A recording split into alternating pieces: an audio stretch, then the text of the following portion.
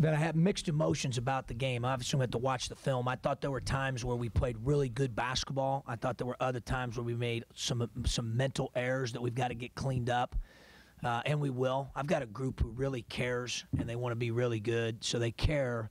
That character I've been talking about now dating back to the fall, that's where that really pays off. We'll take a look at the film here the next couple days in an effort to get better and improve heading into next weekend. So I from that standpoint, I thought our transition defense was good at times, and other times we didn't get matched up. Then I thought underneath out of bounds we executed, then at other times it was sloppy. Then I thought the ball moved at times, and then at other times I thought it stuck. So it's just kind of feast or famine, and we'll look to get that cleaned up. I got smart guys. They know that we've got to be better consistently than what we were here today, and I'm confident we will be. We'll have to get better here over the next few days, obviously heading into next weekend. I do want to thank everybody that came out. I thought it was, for a lot of us, it was, first time over here, getting used to venue and all the different things that that entails. And so I thought that was a good thing. I'm looking forward to the next 2 weekends here in the state capitol with even more fans in the seats. So I'll challenge everybody to come out and watch our group. We've got a really good group of guys. Questions for the players?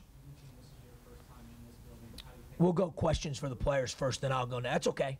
Then I'll go next. Go ahead, guys. How did it feel just to play a lot? It was a good experience.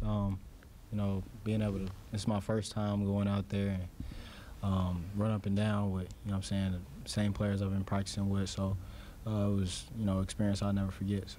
Did you feel any conditioning issues? Well, a little bit. Be honest. Yeah, a little bit. I'm not even gonna lie. Right now, I'm still getting my feet, underneath me, especially as a shooter. You always need to have to have some lift in your, in your shot. So, that's essential in me making shots. So, just being able to not just be in condition, but in the condition, hold myself to a standard where I know I can be effective and play to my best ability. Do you have any confidence issues coming back from that? Like, are you confident in your leg and everything? Oh, yeah. That's not a problem. Right now, it's mostly for me, it's just getting reps, repetition, and just being out here with my guys so our chemistry can continue to build. Any nerves or anything? A little bit, but after that, after you're on the court for a few minutes, it's like, now you're just playing your game. So. Mike, what was the difference in the first and second half for you?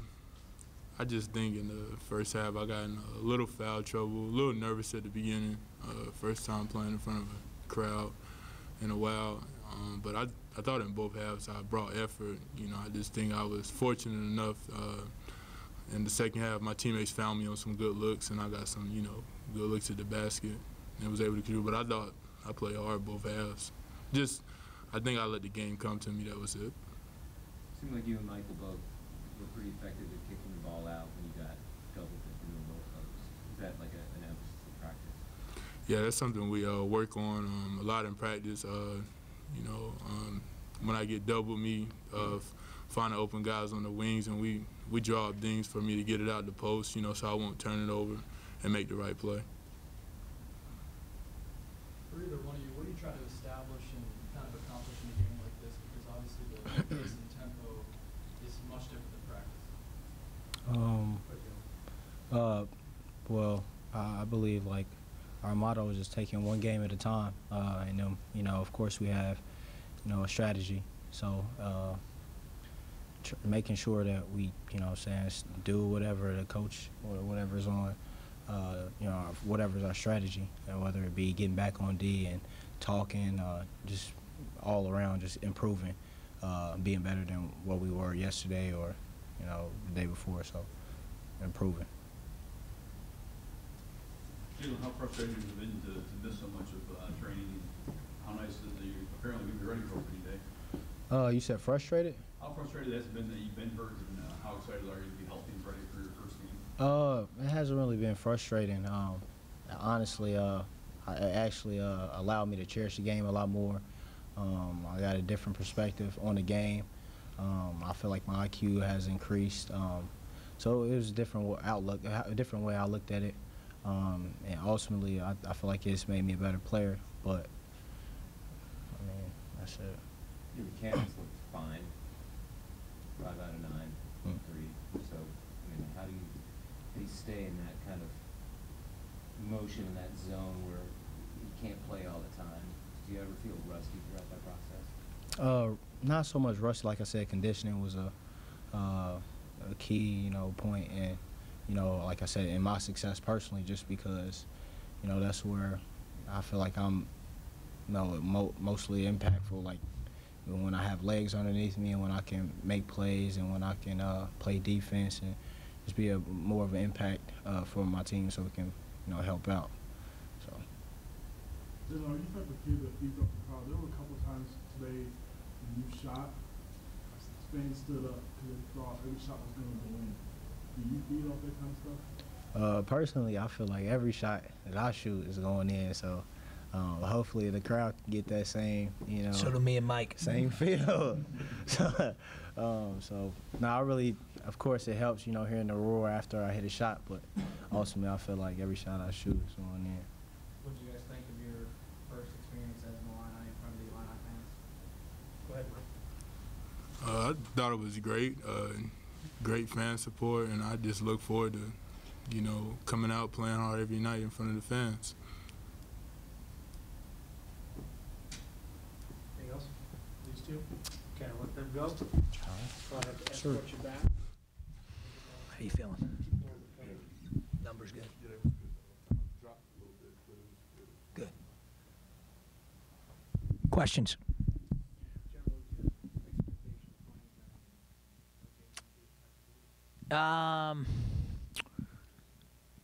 I thought he played, I thought he played as good or better probably, Jeremy, than what I thought he would play after. He's only practiced 2 days. He missed the entire summer. He missed all the European practices. He missed the 4 European games. He missed the entire fall training camp. He didn't practice with any type of contact until this past week, and that was rationed a little bit. And then he just, he had a couple days of 45 minutes to an hour, then a couple days of an hour-ish plus of contact, and then we knew he'd be available today. I thought there were some spurts where his conditioning played a factor, but that's normal. I mean, there's a difference between basketball shape and versus running on a training on a Vertimax, or running on a treadmill or court, or just running line drills. So that's going to take some time, but I thought we took a step in the right direction tonight with that. Obviously he made shots. He'll be the first to tell you he's got to clean up some blocking out. He's got to clean up running into screens. He's got to clean up some of those things that you can talk about and he can see in drills, but they're harder to execute at real-time speed. So I thought at least the fact that he was able to practice this past week, play today, he'll practice again this week, will certainly get him closer to where he needs to be. But, he'll be the first to tell you he's still got a long way to go. Obviously the combination the first half that got 7 stops in a row, I like that gelling. That led to offense for us that led to the 17-point run. I thought that group played really well defensively, and usually when our defense is pretty good, that can ignite some offense. And certainly when you're a team like we are, where we have a low post score and we have multiple shooters on the floor. So, we had several guys in double figures today, and DJ and Jalen, all these other guys are just as likely to get double figures in a game as anybody else. They just didn't happen to today. We've got a lot of weapons on that end of the floor.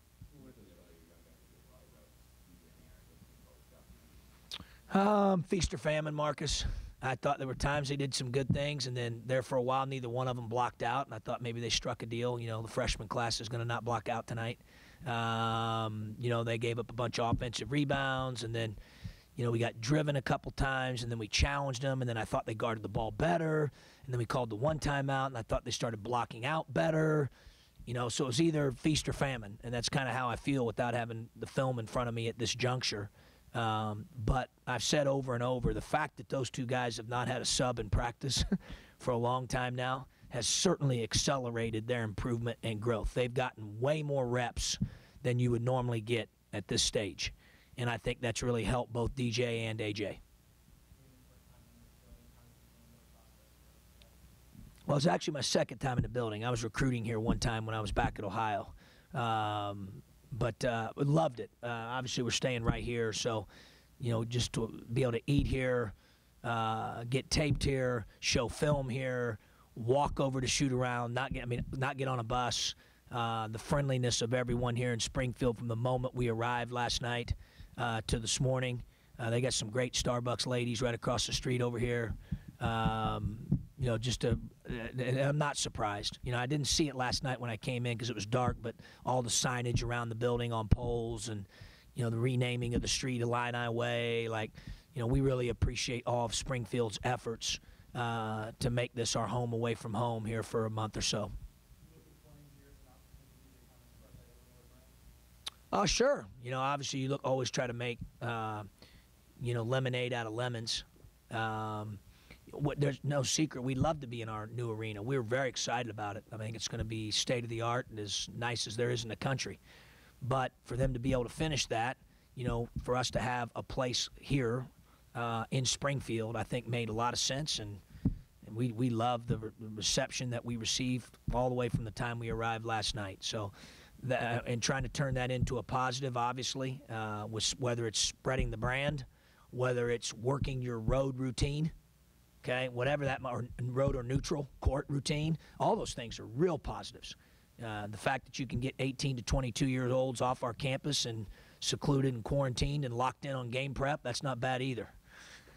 So there's a lot of positives in doing this. But again, I think the overall feeling we have just an appreciation for all that Springfield's done in preparation for our stay here this weekend and the next 2 weekends.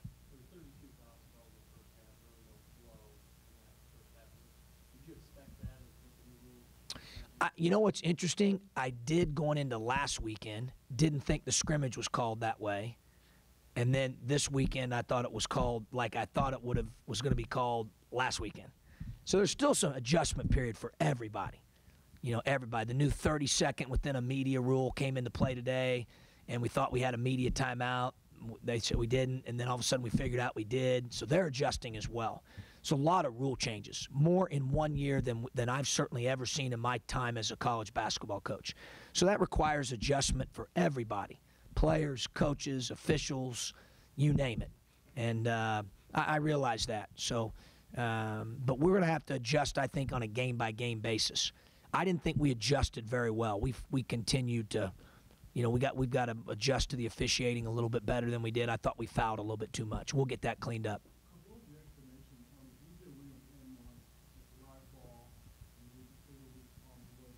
Yeah, it was just a mistake there. I mean, it happens. I think they didn't realize it was an AM1, which it was. And then Finke got the rebound and tossed it to DJ. So we actually had two guys touch it. And I think they felt like, as they congregated there, that they had it off that rebound situation, which, stuff happens. It's obviously, going backwards and hindsight and all that's always 20/20. But at real-time speed, it just happened. We got to kind of roll with it.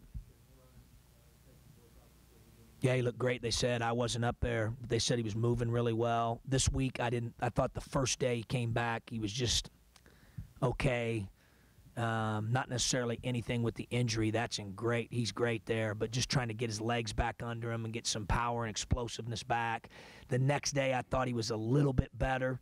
And then today, partially him improving and partially probably being out there with people around, like, your adrenaline gets kicking, and he told me he felt really, really good. So, we'll anticipate giving him an opportunity like J. Cole had this past week to do some contact things this week and kind of see where it stacks up heading into Friday. Lewis, Coleman-Lands, Thorne, Hill, and either Williams or Jordan, Rob. But that was the group that was in there.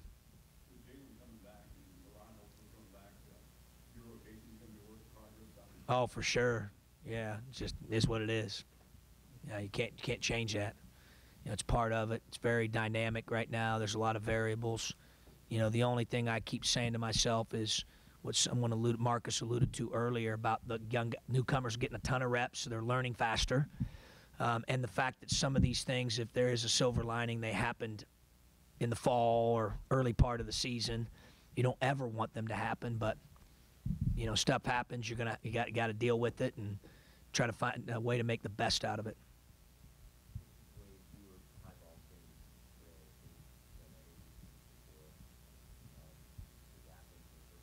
Yeah, a little bit. We didn't run we have ball screen package. We didn't run as much of that today.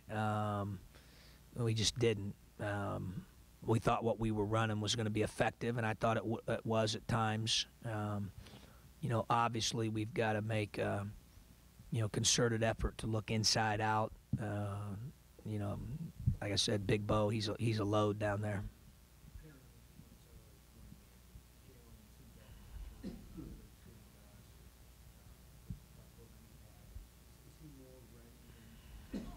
Oh, without question. Other than the fact that right now he's behind in terms of reps and conditioning.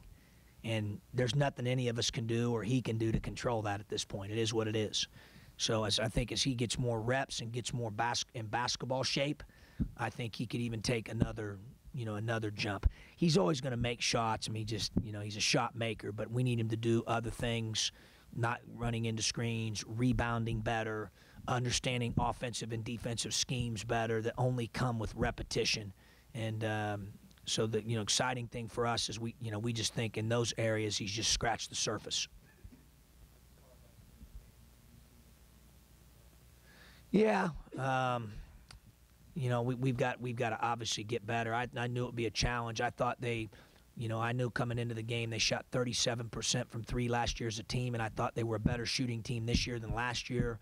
They got going from three there at a couple junctures. We've got to defend the three-point line better. I thought transition defense would be tested. I thought they got us early in transition. I thought they did. I thought guarding the basketball, they have some good one-on-one players, whether it's Austin or Millicent or, So I thought we got challenged on the backboard in the second half. When we didn't block out, they made us pay. They punished us. So, yes, I thought that was a good test for us. Obviously this thing continues to get ramped up, starting this upcoming Friday. Yeah, they played well. I didn't necessarily go into the game thinking I was going to play them together, but we did some as well. And then obviously they played, opposite each other also. But I thought both of them were effective. They had 8 assists to 3 turnovers between the two of them. I thought both of those guys guarded the basketball pretty well, maybe as good as anybody we had out there in terms of keeping it in front.